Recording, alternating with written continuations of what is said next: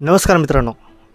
सगळ्यात महत्त्वाची गोष्ट, हा व्हिडिओ मला बनवायचा नव्हता किंवा मी असा विचारही केला नव्हता मी बनवेल की नाही बनवेल, मला माहिती नव्हतं. पण मला त्यानंतर आठवलं, परंपरा, प्रतिष्ठा, अनुशासन. म्हणूनच 2025च्या बेस्ट चित्रपटांची लिस्ट मी आज काढली आणि त्याच लिस्टवर आपण चर्चा करणार आहोत. तर मित्रांनो, शेवटपर्यंत माझ्यासोबत राहा, कुठेही जाऊ नका. आणि सगळ्यात महत्त्वाची गोष्ट, हा व्हिडिओ बघून तुम्हाला खरंच मजा येणार आहे. आणि जर काही सजेशन असतील तुमचे या लिस्ट बाबतीत, ते सुद्धा तुम्ही खाली कमेंटमध्ये व्यक्त करून सांगू शकता. आणि आता आलाच आहे तर चॅनलला सबस्क्राईब केल्याशिवाय जाऊ नका. चला मित्रांनो, सुरुवात करूया. यासोबतच मी सांगितलेल्या लिस्टमध्ये काही वर खाली असेल तर ते सुद्धा तुम्ही खाली कमेंटमध्ये सजेस्ट करू शकता. मित्रांनो, 9वा चित्रपट जो आहे तो थोडासा कॉन्ट्रोवर्शियल सुद्धा होऊ शकतो, कारण त्या चित्रपटाचं नाव आहे झापक झुपक. आता या चित्रपटाने खरंच मला एंटरटेन केलं होतं. खरं सांगतो, जेन्युअनली मला एंटरटेन केलं होतं. त्यावेळेस मला बिलकुल असं वाटलं होतं. आणि महत्त्वाची गोष्ट म्हणजे कशी की सूरजचा जो परफॉर्मन्स आहे तो बघून मला असं जाणवत होतं की या पोरांनी खरंच इम्प्रूव्हमेंट केली आहे. आता ते केदार शिंदेंचा विषय झाला, तो कसा त्यांनी घेतला, कसा केला, म्हणून मी या चित्रपटाला या लिस्टमध्ये नाव दिलं. 8व्या नंबरवरती # देवलग्नम. आता हा चित्रपट घेण्याचं कारण असं की त्यावेळी या चित्रपटाने फील गुड एक्सपिरियन्स दिला होता मला, त्यामुळे मी या चित्रपटाला घेतला. आणि 7 नंबरला मी ठेवला देवमाणूस हा चित्रपट. या चित्रपटाने खरंच मला फील गुड एक्सपिरियन्स दिला होता आणि जे त्यांना सांगायचं होतं ते चांगल्या प्रकारे त्यांनी सांगितलं होतं. सोबतच त्यात जे काही परफॉर्मन्स होते खरंच तोडीच तोड होते, त्यामुळे 7 नंबरला मी देवमाणूसला ठेवतोय. 6 नंबरला पिक्चर जो आहे ना, तो स्थळ नावाचा पिक्चर आहे. हा बऱ्याच लोकांनी बघितला नसेल किंवा बऱ्याच लोकांना याबद्दल माहिती नाही, पण हा चित्रपट सुद्धा त्याच्या कोरला धरून पूर्णपणे शेवटपर्यंत चालतो आणि या चित्रपटाला काही अवॉर्ड सुद्धा भेटले होते.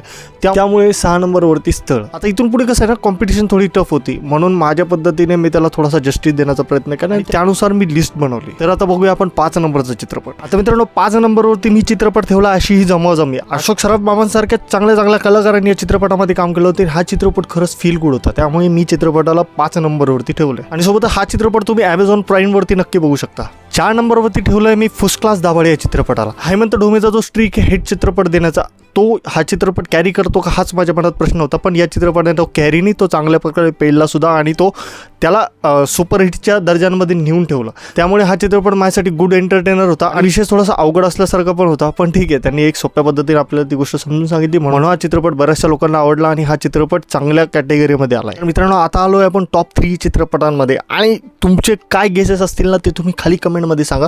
तर आता आपण वळूया 3 नंबरच्या चित्रपटावरती. तो आहे गुलकंद चित्रपट.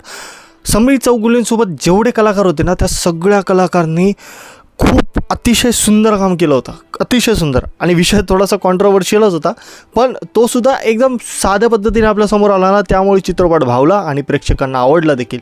आणि बऱ्याचशा लोकांनी याचं कौतुकसुद्धा केलं. आणि तुम्हाला जर चित्रपट बघायचा असेल तर चित्रपट तुम्ही Amazon प्राईमवरती बघू शकता. आणि आता 2 नंबरवरचा चित्रपट जो आहे ना, तो कुणीच गेस केला नसेल किंवा मलाच वाटलं नसेल की चित्रपट 2 नंबरवरती येईल, पण माझ्यासाठी 2 नंबरवरती चित्रपट होता संत ज्ञानेश्वरांची मुक्ताई. या चित्रपटात भाव इतका सुंदर आणि प्युअर होता ना की हा चित्रपट चालू झाल्यापासूनच तो तुमच्या मनात जायला सुरुवात होते. शेवटी जेव्हा तो संपायला येतो ना, तर चित्रपटाने त्याचा पीक गाठलेला असतो. तीच खूप महत्त्वाची गोष्ट असते की चित्रपटाने शेवटी जाता त्याचा पीक गाठणं, आणि या चित्रपटाने तो गाठला. अतिशय सुंदर परफॉर्मन्स, अतिशय सुंदर कथानक आणि ते त्याच्यापेक्षा उत्तम पद्धतीने आपल्यासमोर मांडल्यामुळे हा चित्रपट या लिस्टमध्ये 2 नंबरवरती आहे. आणि आता आपण आलो या लिस्टमधल्या टॉपच्या चित्रपटावरती, म्हणजे नंबर 1च्या पोझिशनच्या चित्रपटावरती. आणि तो चित्रपट कुठला आहे हे तुम्हाला मी आता सांगणार आहे, पण तोपर्यंत तुम्हाला काय वाटतं त्याबाबतीत गेस तुम्ही खाली कमेंटमध्ये नक्की करू शकता.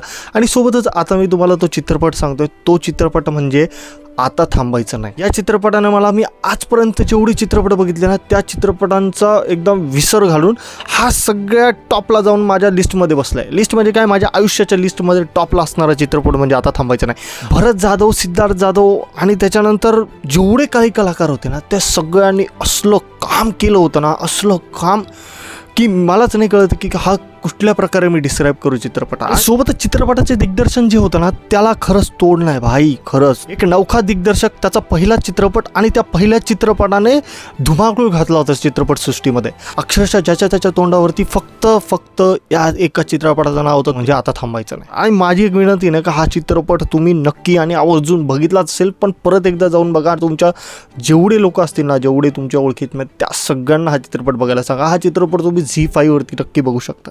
तर मित्रांनो, अशी होती 2025च्या टॉप चित्रपटांची लिस्ट. ही तुम्हाला कशी वाटली किंवा तुमचं काही सजेशन असेल या लिस्टमध्ये तर ते सुद्धा तुम्ही खाली नक्की कमेंटमध्ये सांगा. आणि सोबतच काय ना की हा माझा पहिला प्रयत्न होता, मी एवढे रिव्ह्यूचे व्हिडिओ करतो, पण हा व्हिडिओ मी सगळ्यात पहिल्यांदा केला आहे आणि असे 2-3 व्हिडिओ मी अजून करणार आहे. तर माझी अपेक्षा आहे की तुम्ही या व्हिडिओला चांगल्यात चांगला प्रतिसाद द्यावा आणि ही लिस्ट तुम्हाला कशी वाटली याबाबतीत तुम्ही खाली कमेंटमध्ये सांगा.